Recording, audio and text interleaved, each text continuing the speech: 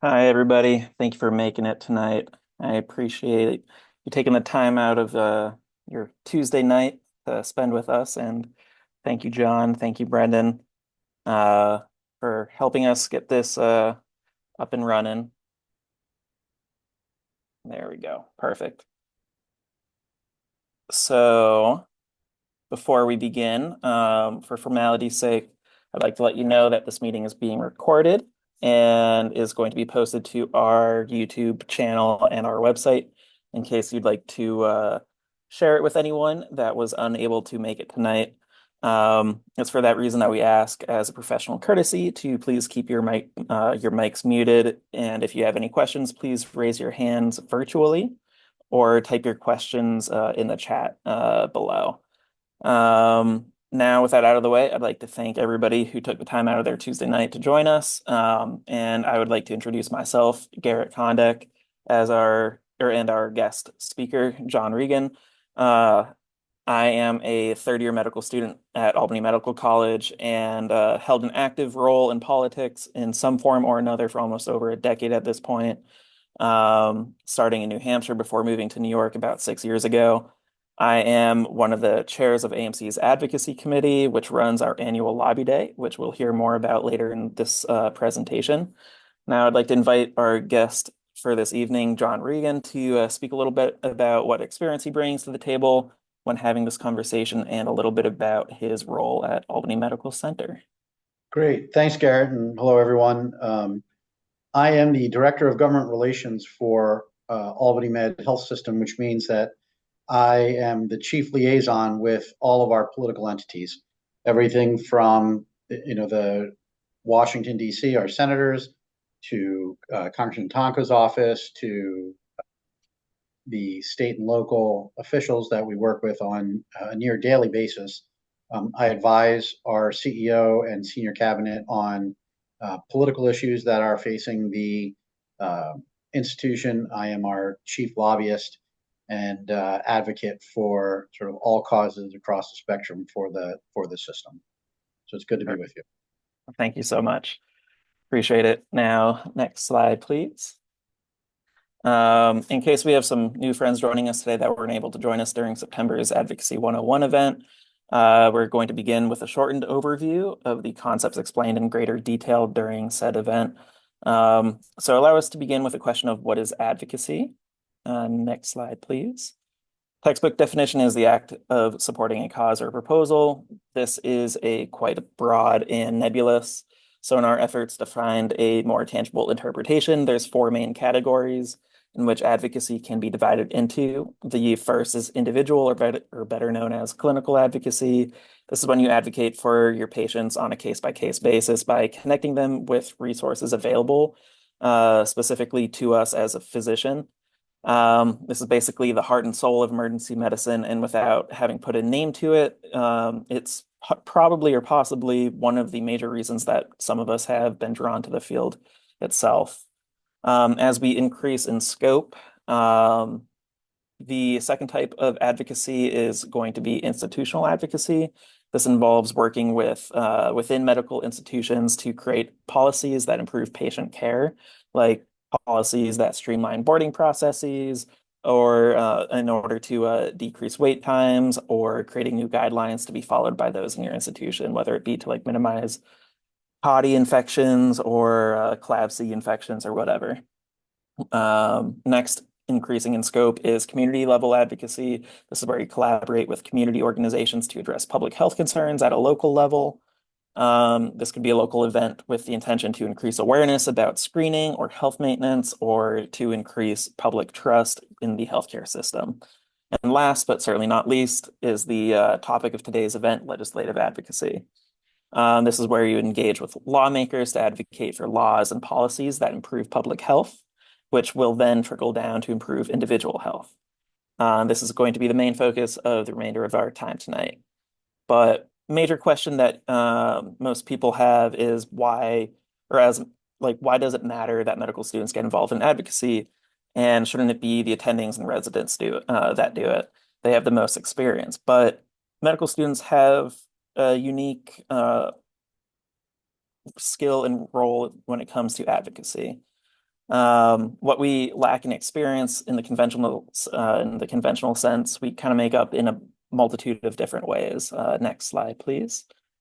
Primarily, we're legally not employees, and since we are not employees of the health systems our colleges are affiliated with, medical students are able to more freely represent themselves and present their own opinions without the fear or need to kind of receive full prior permission by their overseeing entity.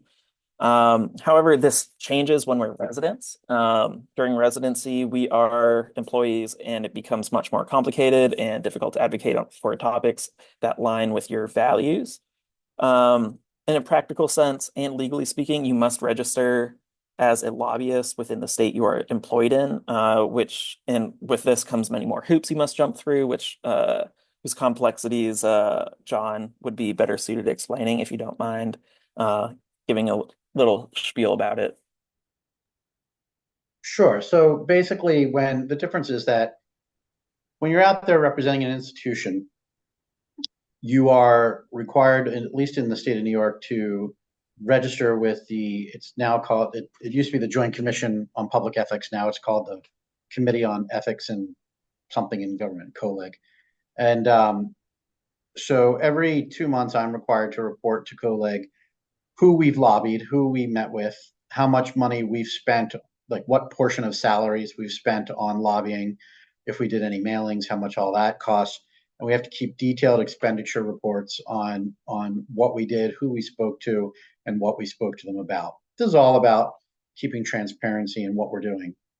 However, that only applies to employed employees, both of the organization and then outside lobbyists. The Albany Med Health System employs an outside lobbyist to assist with our government relations efforts, and so they're registered. I'm registered, and that's why. But if you are not paid, if you're not remunerated by the organization, then you do not have to register. So, like if, for example, if you went on a lobby day on behalf of your college, but you're not an employee of them. If you go with a trade association, you don't have to register because you're generally not paid by that trade association. So that's really kind of the key difference. Perfect. Thank you. That brings us to the next topic or the next point, if you don't mind. That is that we have time. One of the best assets medical students have is time, which only decreases the further we progress in our training. We are the best individual level advocates on the care team. And because we can afford to sit down and speak with patients while pre-rounding and listen to their concerns and fears and address them with the rest of the team. What we lack in clinical knowledge, we make up for in our empathy, energy, and our willingness to speak to the appropriate channels on behalf of our patients that otherwise would not be heard. And this is something that I encourage you to really kind of keep in the back of your mind. It's a lot harder the more we progress in our training and the more burnout that we experience, especially in emergency medicine. But it's really integral in our role as patient advocates as well. Um, Next, we have experience. Despite us being quite early in our journey to becoming a physician, we're not naive. Most of us have worked in healthcare in some role or another. Prior to medical school, I was an ER tech and a patient care tech as well during undergrad. We've witnessed firsthand the end results of our healthcare system's shortcomings. We know where the care gaps are and who falls through those specific gaps. Now, getting to the main attraction, Lobby Day. Next slide, please. So I'd like to preface by saying that this is going to be planning a Lobby Day is a long process and it takes many months of planning to do so at a larger scale. So I recommend starting small before escalating in size and scope. If this seems too daunting by the end of today's presentation, this is going to be a pretty information dense session, so it may feel overwhelming. There are many options available to you, such as like joining pre-existing medical societies or trade associations, lobby days. that is very tangible. Introduction to the world of politics. Like John mentioned earlier, Haney's is a trade association. The Healthcare Association of New York State, I believe. And they have a lobby day that they host each March, and they'd gladly have as many people as possible join them. And additionally, Albany Med's Advocacy Committee would be more than happy to have you all join us. I'm going to post my contact information at the end of today's slides, so feel free to reach out if you have any questions. And I'll keep you guys updated throughout the process that you're going to learn more about. So, next slide. To start out, what is Lobby Day? It's a day where a group of students meet with legislators to show their support on a certain topic. Who constitutes this group of students? Um, Basically, there's one leader that initiates the conversation with said legislator, and this role is not set in stone and can rotate based on a personal or a person's personal connections to the legislator and or between the legislator and the student. So, for example, one of our years, we had a group, like a member of the group is a if a certain member of the group is a constituent of the area that the legislator represents, it carries a lot more weight if they are aware of the implications that may affect re-election later on, especially if you're meeting with the legislator that kind of represents the area from which you have your medical school. So for Albany Med, that would be meeting with Pat Fahey.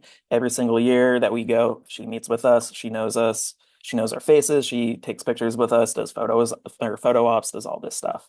And I recommend you guys meet at least once during your 4 years with your representative, whether it be for Cornell or whichever institution you represent. Um, I found that the best way to depict, or moving on from this, I found that the best way to depict Lobby Day is to think of it in terms of a calendar. So starting in August or September, you want to start by hosting a school-wide meeting where you detail what advocacy looks like, both in a general sense and at your institution. In a general sense, this is going to be a presentation kind of that's like the subject of, or kind of like discussing the topic of NYEMSC's September meeting that we just had a couple months ago, which I'll gladly make available if there's any interest in it. And around this time, first year med students will be returning to or starting on campus as well. And it's essential to kind of tap into their newly found pride of becoming a medical student and ignite their sense of purpose and kind of give it a sense of direction before academics kind of undermine and make it a little bit more difficult to uh, focus this newfound motivation, I guess. And additionally, to increase the likelihood of your advocacy committee having longevity, you'll want to amass as many members as possible during the first months of the year, of the academic year. For this, marketing and advertising of the meeting is integral. At the end of the meeting, we usually have students send us emails with any topics that they would like to advocate on behalf of. In years past, we've found that Google Forms is a pretty effective method to do this. It should be noted that topics should be or should remain tangential to healthcare, since that is our expertise as medical students, and we lose the credibility if we expand our scope beyond healthcare, like so, like hypothetically to environmental advocacy or something like that. We don't want to be kind of asked questions that we can't really answer off the top of our head. But moving on in the year to October, this is when you want to choose the topics. You can approach this in several different ways.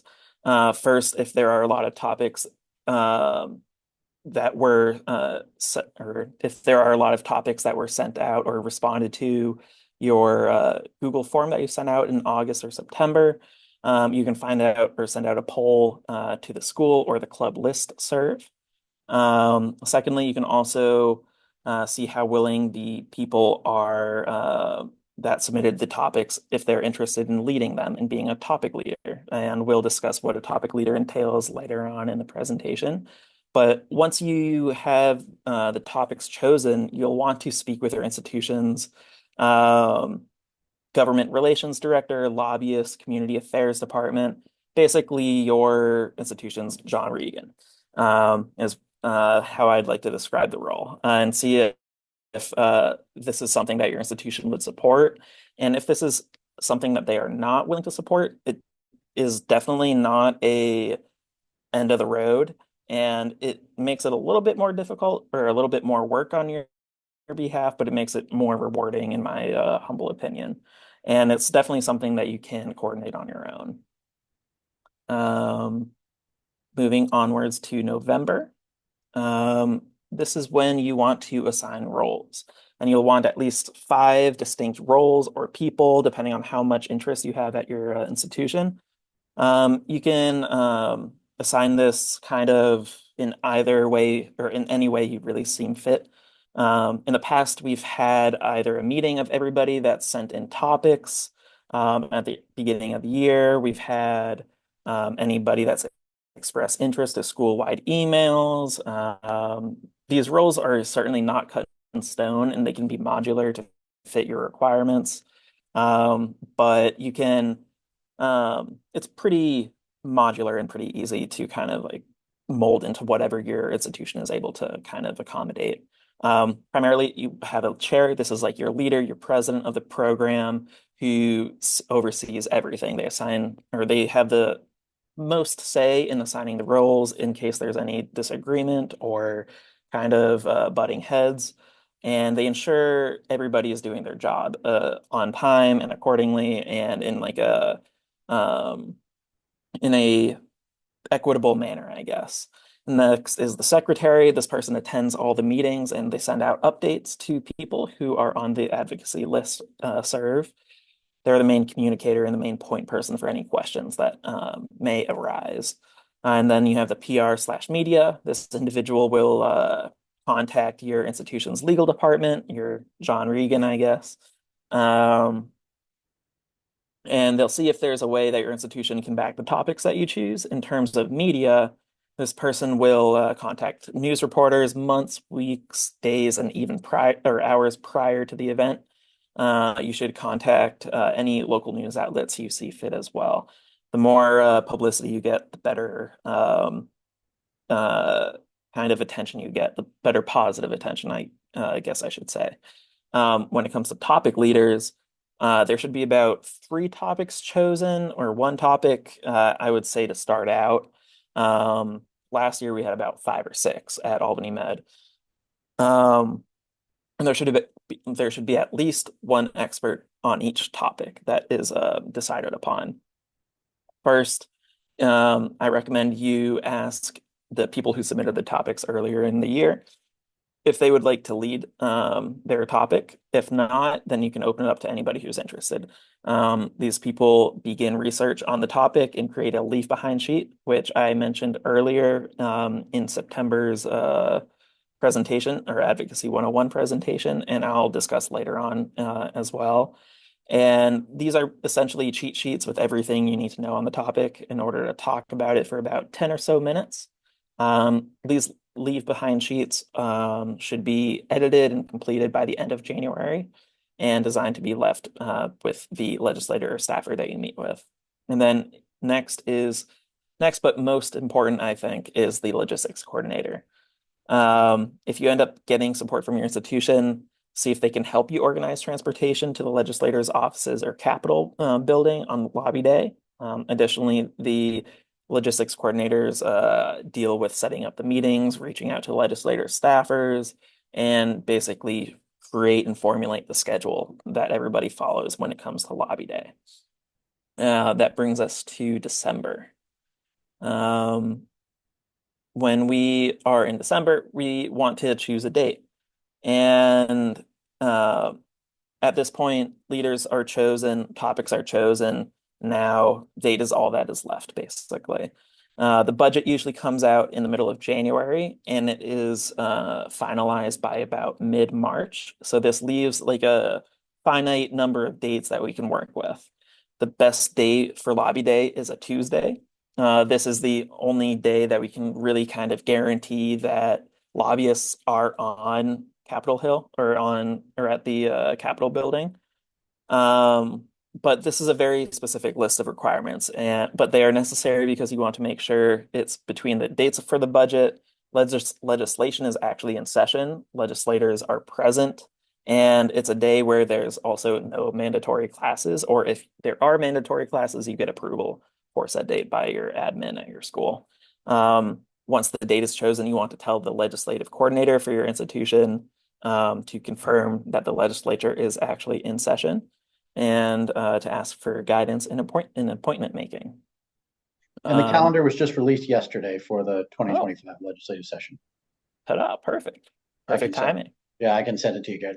They go in January 8th. Okay, State of the state is January 14th, which is okay. kind of late this year.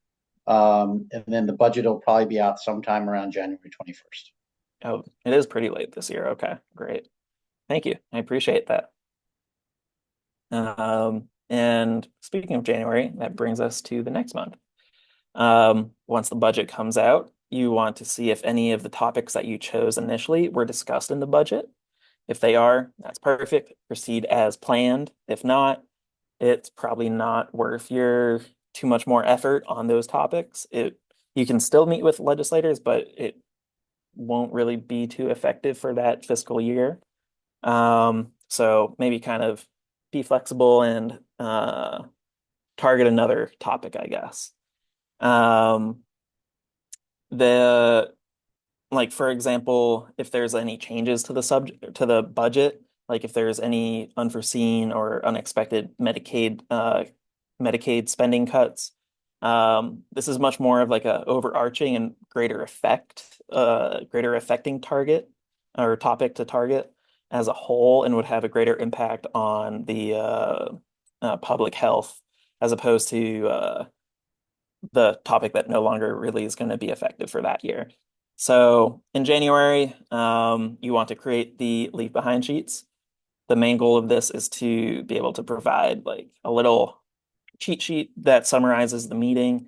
If you are unable to meet with a legislator and if you do meet with the staffer instead of them, you want to give them a quick overview, their constituents' stance on it, and why they should vote in the one way or another regarding our bill. I won't get too detailed about the specific anatomy of a leave behind sheet, but a quick summary is you want an introduction. This is like the regular introduction when you're writing a paper, provides the context from which the bill was born, basically. The problem, it delves a little bit deeper with more specifics than what was introduced to the reader in the introduction.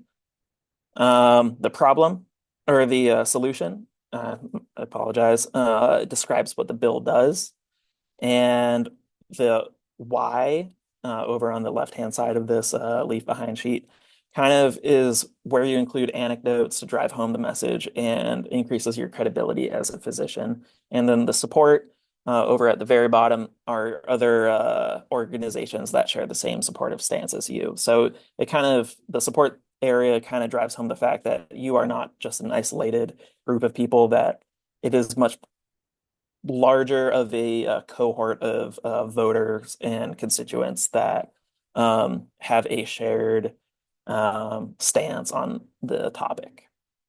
And after January comes February.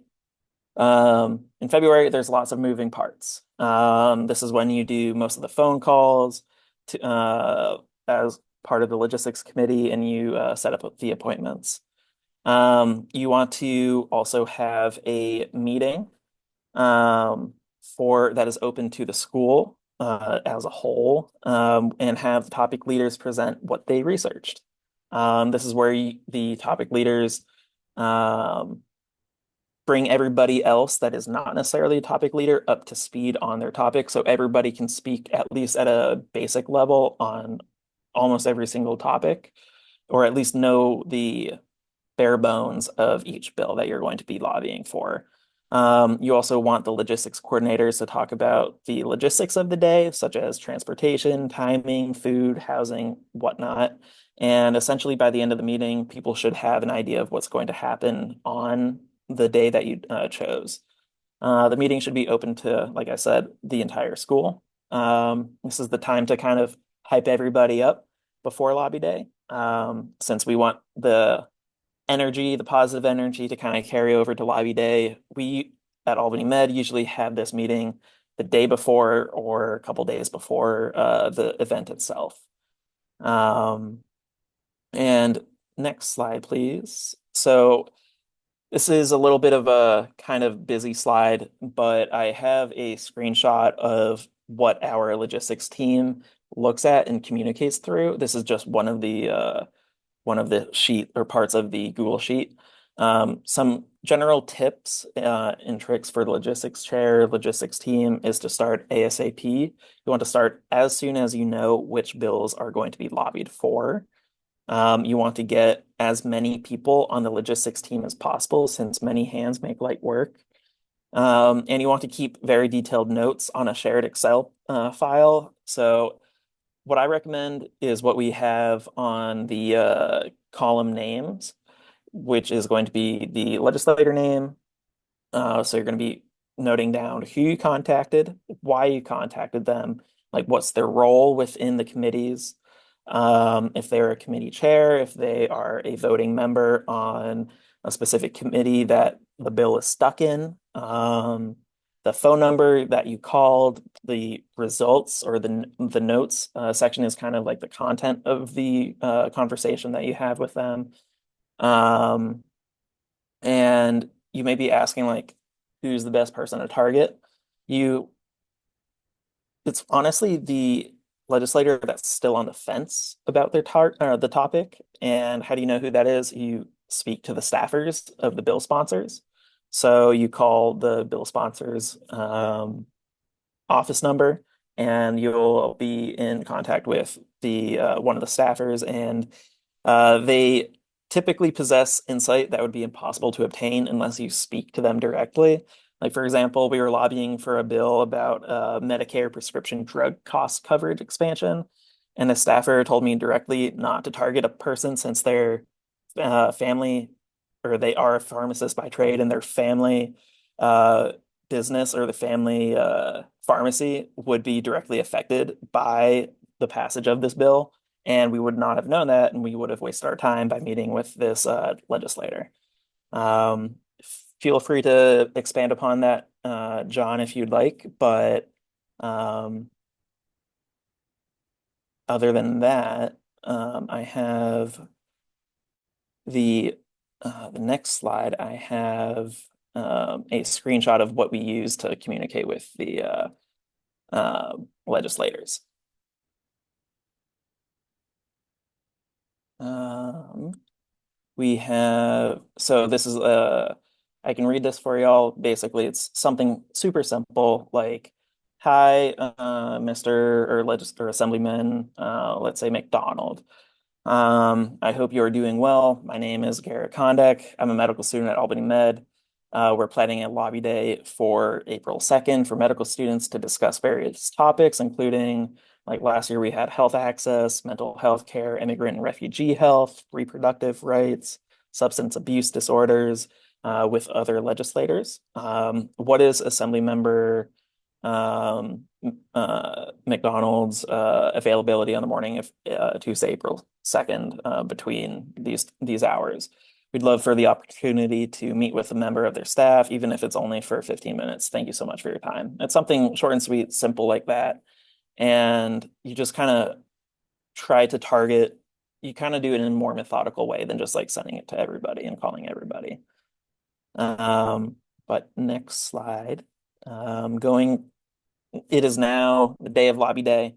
Um, what does lobby day itself look like? On the slide, I included our ultimate schedule for last year. You can see the senator, the number of students that were allowed or requested by the staffer, the timing, and uh, the location of the meeting. And you can see on the white columns kind of like the goals of said meeting. So we want to target Brian Mantke, Manketlo. My apologies, I'm butchering that. He was our target for mental health, and John McDonald was our target for immigrant health.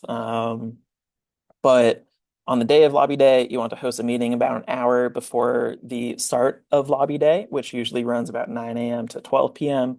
This is when everybody breaks up into their groups and practices their pitches together. We'll split based on the number of legislative appointments we have and how many people you have signed up. Lobby day itself, during the meetings in the room, there will be one leader per meeting, who's typically the topic leader on the bill that is the focus of that meeting, or somebody who has the specific connection, like I mentioned earlier, to that legislator. There's one note taker who details the legislator's responses to your topics or your points that you made, and they'll provide any additional information that is requested by the legislator. Like say if they ask a question, you don't have the information on hand, they'll be like, or the note taker will be like, that's a great idea or a great point. Let me get back to you on that. And they'll do the research and email it later at a different date. Each meeting lasts about 10 to 15 minutes, which leaves you less than like 5 minutes per topic. But you want to do three main things. First, you want to introduce yourselves, who you are. You want to explain why you are meeting with them and why they should listen to you. And then you state your ask. That's your what, by providing a brief or the brief talking points during your that are kind of part of your leave behind sheet. Um, and afterwards, you want to send a thank you card or email, and those go a really long way with leaving a positive, lasting memory, especially since you don't want to kind of burn any bridges, have a bad lasting impression on anybody, since you never know when you may be meeting with them again, and you'll need their a positive professional relationship, especially when you're representing your institution as well. Um, you also want to make sure that you communicate with the PR and media coordinators to account for any meetings with newspapers or media outlets, for any interviews or whatnot. And then at the end of the day, we like to have a debrief meeting where we return to our campus and have lunch ordered to the school, and we talk about what we did for the day. And that brings us to the end of our presentation. Are there any questions or any other comments you'd like to add, John?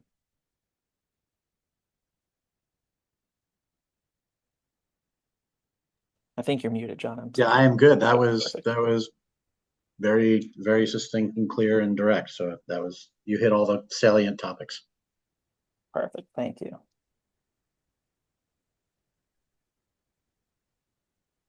But if there are no questions, I don't want to hold everybody hostage on a Tuesday night.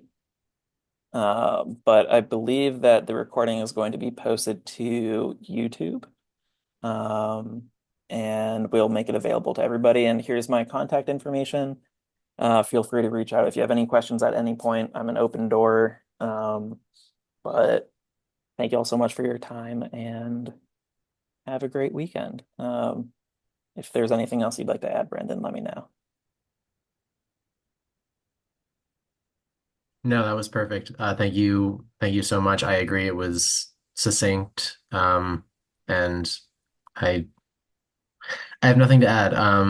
For anybody who doesn't know us, feel free to keep an eye out for more emails from us. We will have similar emergency medicine adjacent virtual events going on throughout the year.